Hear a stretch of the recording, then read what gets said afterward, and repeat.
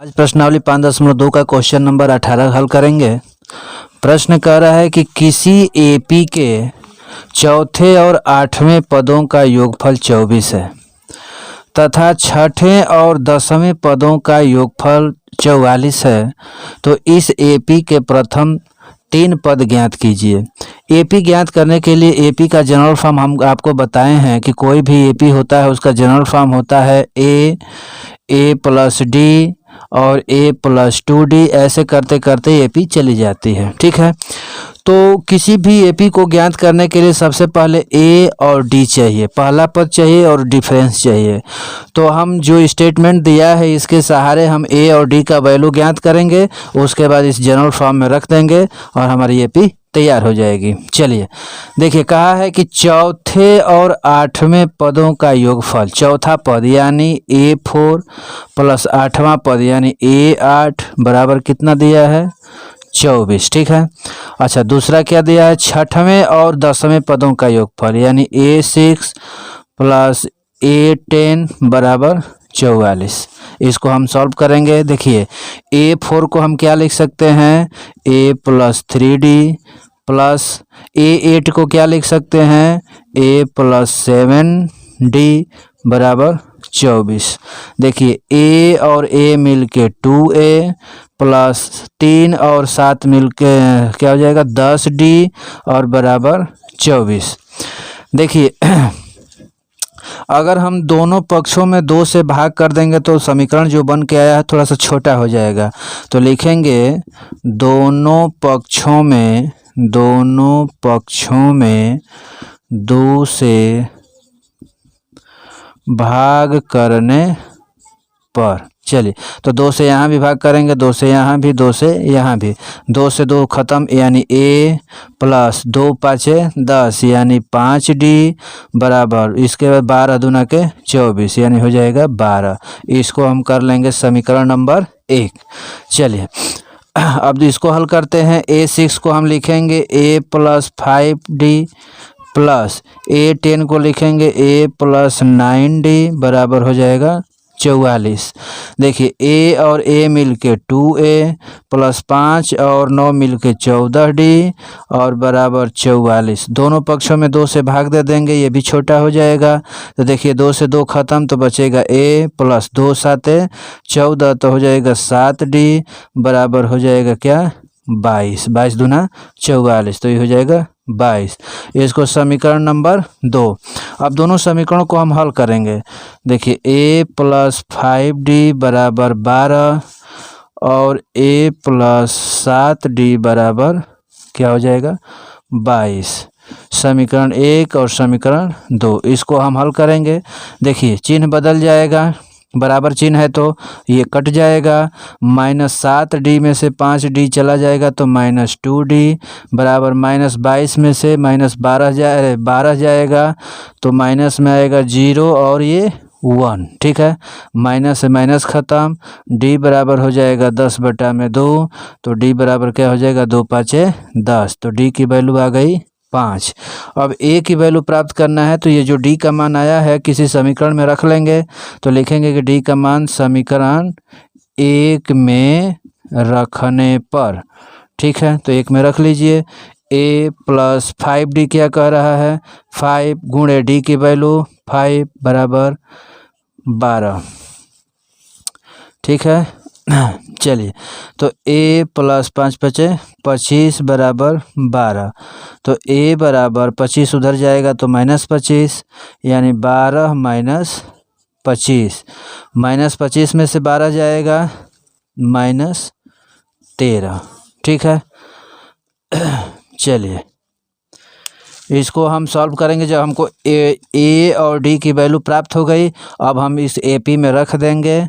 तो देखिए AP पहला पद क्या आया यानी A की वैल्यू क्या आई -13, D लिखेंगे तो -13 प्लस क्या हो जाएगा ये 5, फिर इसका लिखेंगे -13 प्लस 2 इंटू 5, ऐसे करते करते एक AP चली जाएगी। 3 पद का रहा है तो 1 पद 2 पद और 3 पद। देखिए ये -13, उसके बाद हो जाएगा -13 में से 5 गया -8, फिर हो जाएगा -13 है, 5 दूना के 10, -13 में से 10 गया -3 और डॉट डॉट ऐसे चला जाएगा। ठीक है, तो ये हो गई हमारी AP। तो इस तरह से क्वेश्चन नंबर 18वां हल हो। क्वेश्चन नंबर 19वां देख लेते हैं। प्रश्न कह रहा है कि सुब्बा राव ने सन 1995 में 5,000 रुपये के मासिक वेतन पर कार्य आरंभ किया।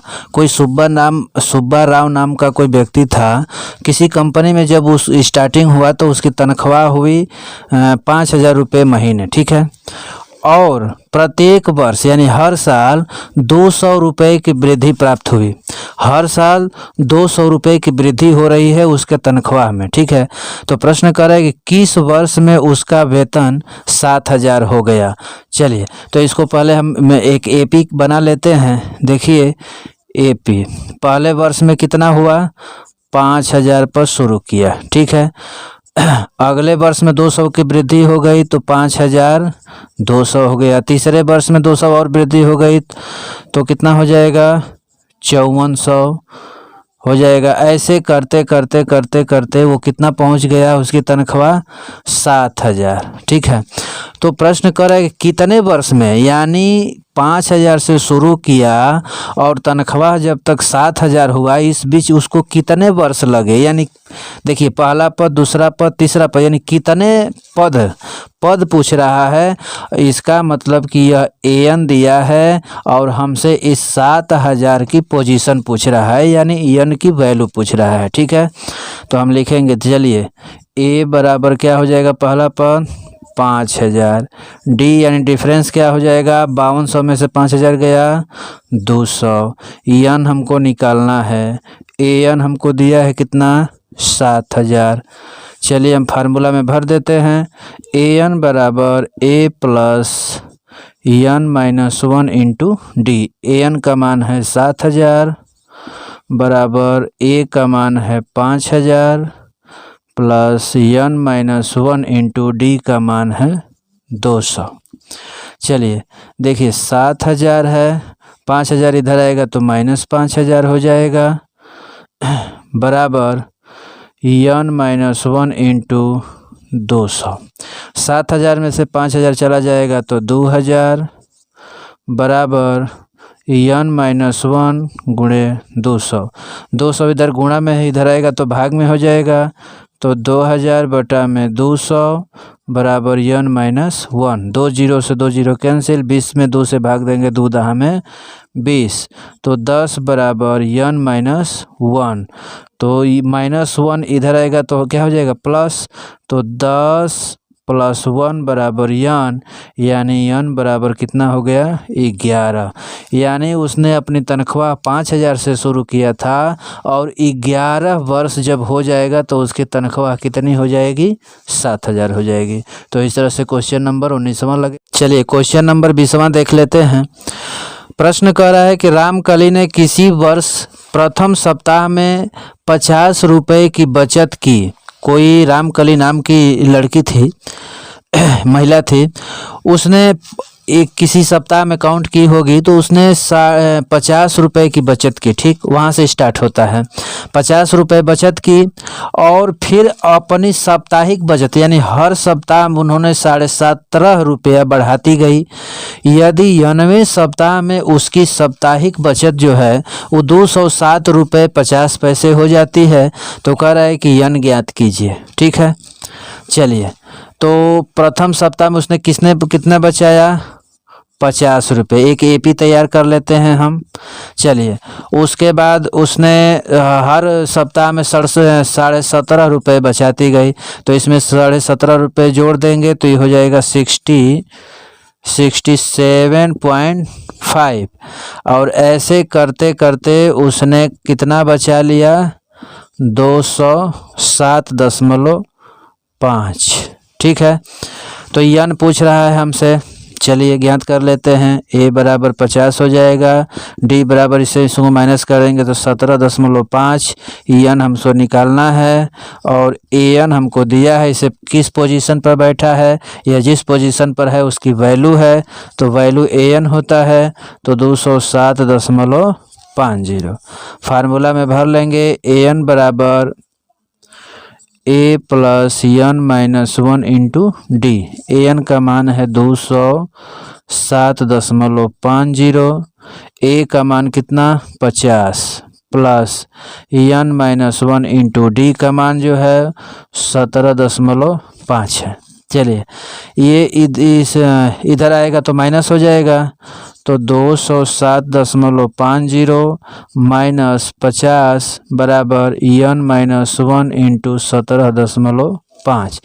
207.50 में से 50 घटाएंगे तो ये हो जाएगा 7 और 20 में 7 गया 15, 157.50 बराबर हो जाएगा एन माइनस 1 इंटू 17.5। अब 17.5 इधर गुणा में है, इधर आ जाएगा तो भाग में हो जाएगा, तो 157.50 बटा में 17.5 बराबर एन माइनस 1। चलिए अब देखिए दशमलव को हटाने के लिए दोनों तरफ हम 100 से गुणा भाग करेंगे। 157.50 गुणे 100 और यहाँ भी करेंगे 17.5 गुणे 100। चलिए इधर हल कर देते हैं। देखिए दशमलव 2 डबल जीरो से दशमलव ख़त्म तो हो जाएगा 157 और 50 बटा में 1 जीरो से दशमलव ख़त्म तो 1 जीरो अभी रहेगा, तो ये हो जाएगा 17, ये बराबर ये एन माइनस 1 है। 17 5 और 1 जीरो रहेगा, फिर एन माइनस 1। देखिए 1 जीरो से 1 जीरो ख़त्म, 5 से कटा लीजिए, 5 3 15 और 5 5 25, 5 3 15 और 5 1 5 5 5 5 25, ठीक है। फिर 5 से काट दीजिए, 5 7 35 और ये हो जाएगा 5 6 के 30 और 5 3 15, 63 और 7, देखिए 7 9 63 यानी 9 बराबर एन माइनस 1। माइनस 1 इधर आएगा तो प्लस में हो जाएगा, +1 बराबर एन, 9 और 1 10 बराबर एन। यानी वह 10 सप्ताह में उसने पहले सप्ताह में 50 रुपये बचाई थी, हर सप्ताह में उसने 17.5 रुपये बढ़ाती गई, तो 10 सप्ताह में उसकी टोटल वैल्यू यानी टोटल रुपया कितना हो जाएगा 207 रुपये 50 पैसा हो जाएगा। तो इस तरह से क्वेश्चन नंबर 20वां लगेगा।